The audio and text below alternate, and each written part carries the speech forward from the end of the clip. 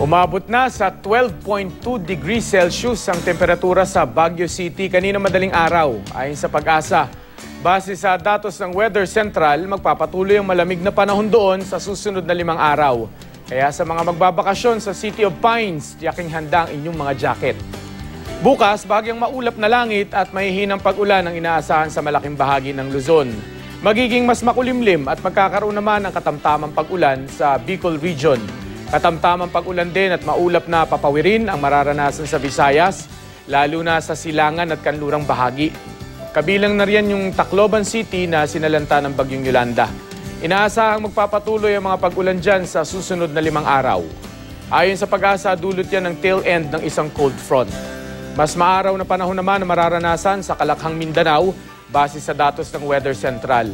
Pero posible pa rin ang mahihinang pag-ulan at thunderstorms.